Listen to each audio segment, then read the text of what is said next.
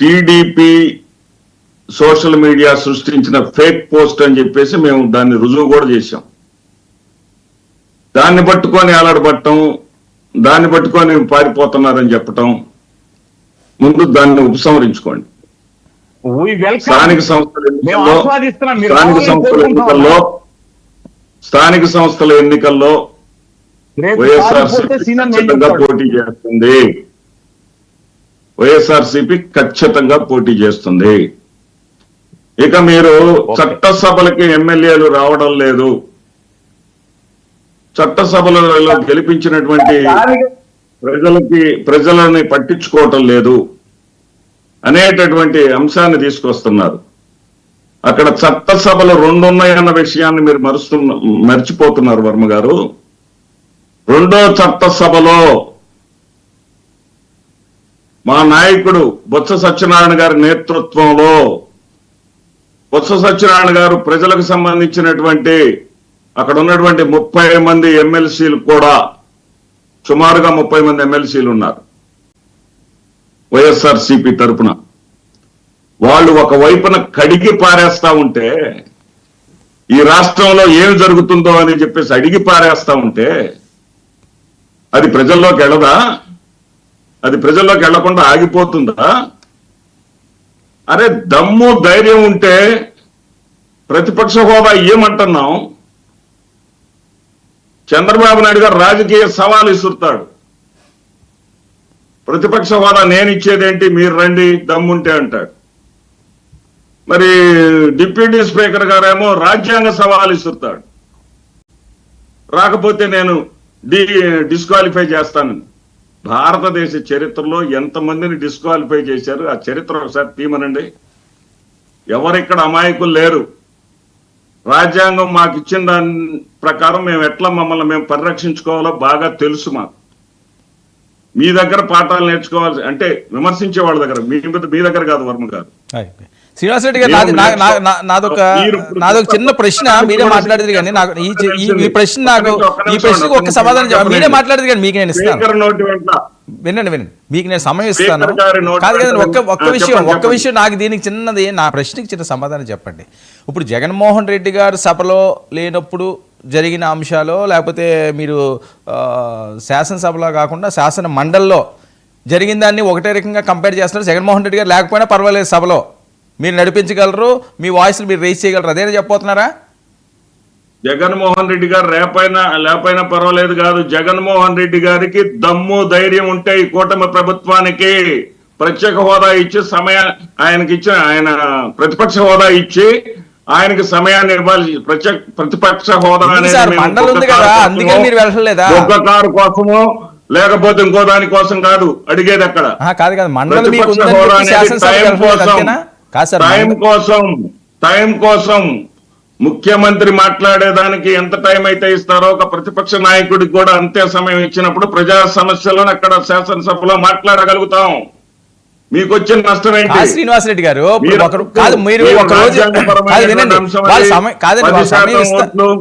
కాదు సార్, వినండి.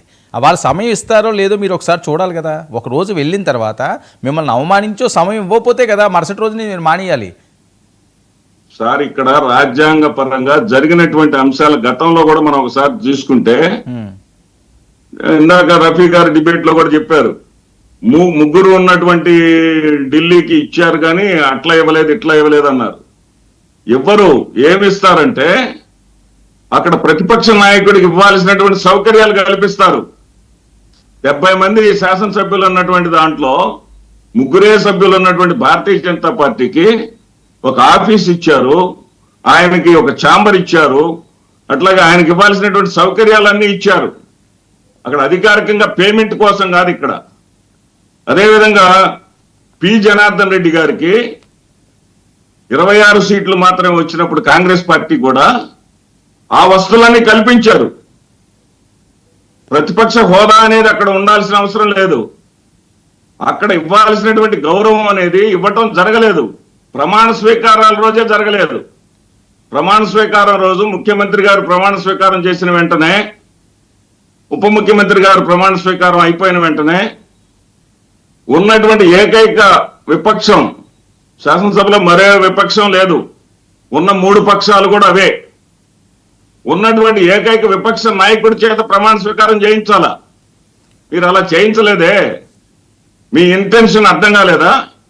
వీళ్ళు రాజ్యాంగ విలువలు పాటించరు, ప్రజాస్వామ్య విలువలు వీళ్ళు పాటించరు. ఒక జగన్మోహన్ రెడ్డి గారు మాత్రమే పాటించాలి. జగన్మోహన్ రెడ్డి గారు పాటించకపోతే జగన్మోహన్ రెడ్డి గారి మీద మేము డిబేట్లు పెడతాం. ఇదేమి పద్ధతి అండి? ఆ రోజు ప్రశ్నించారా మీరు?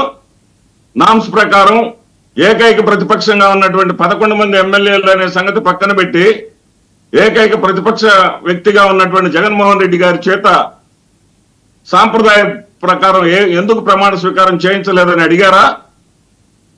ఇక్కడ ఉన్న ప్రజాస్వామ్యవాదులందరూ కూడా అడిగారా? అక్కడికి వచ్చేసరికి ప్రజాస్వామ్యం అక్కర్లేదా? జగన్మోహన్ రెడ్డి గారు అడుగుతున్నాం, ఇవ్వండి. ఇవ్వకపోతే ఏం చేయాలో మాకు తెలుసు. మీరు అంటున్నారే, ఇందాక ఒక మాట మన నాగేందర్ కూడా దాన్ని ప్రస్తావించారు. మీరు అన్న మాటని వ్యాలిడ్ పాయింటే, మీరు అన్న పాయింట్. మీరు ఆలోచించాల్సింది ఏంటంటే, మళ్ళీ మీరు పోరు అనేది కాదు, ప్రజలు తిరగబడతారు. ప్రతిపక్షం అనేది లేకుండా అసెంబ్లీని నడపటం ఏంటి? ఏమయ్యా నీకు మ్యాండేట్ ఇచ్చాము, కనీసం జ్ఞానం ఉందా లేదా, నీకు బుద్ధి ఉందా లేదా అని ప్రజలు కూటమి ప్రభుత్వం మీద తిరగబడతారు. మీరు అది గమనించట్లా. ఇందాకేదో అన్నారు, ఇందాక రఫీ గారు ఒక మాట అన్నారు, ఏంటంటే అక్కడ 35-39 సీట్లు వచ్చినాయని. అక్కడ వచ్చింది 28.3% ఓట్లు. ఎవరికి? కేసీఆర్ గారికి. ఇక్కడ వచ్చింది 39.17% ఓట్లు. నేను గణాంకాలు కూడా తప్పు చెప్పను, మీరు చెక్ చేసుకోవచ్చు. అదేవిధంగా సంక్షేమం ఏదో ఎరగబడిచాం అంటున్నారే. మీరు ఎరగబడిచినటువంటి సంక్షేమం ఏదైతే ఉందో, ఈ ఆంధ్రప్రదేశ్ రాష్ట్రంలో 54 లక్షల మందికి రైతు భరోసా ఎగ్గొట్టారు ఒక సంవత్సరం. 54 లక్షల మందికి గాను 43 లక్షల మందికి ఇచ్చారు మొన్న. 10,800 కోట్లు ఇవ్వాల్సి ఉంటే దాన్ని సగానికి సగం కోసేశారు. మీరేదో ఇచ్చాము మేము చెప్పిన దానికన్నా ఎక్కువ ఇచ్చామంటే, మీరు చెప్పిన ప్రకారం ఇవ్వాలి అంటే సూపర్ 6 ప్లస్ మీరు 143 హామీలు ఇచ్చారు. సరే, ఇప్పుడు మీకు అసెంబ్లీకి వెళ్ళకపోయినా మీకేం ఇబ్బంది లేదు. 90,000 కోట్ల రూపాయలు ఖర్చు పెట్టాలి ఇప్పటికే.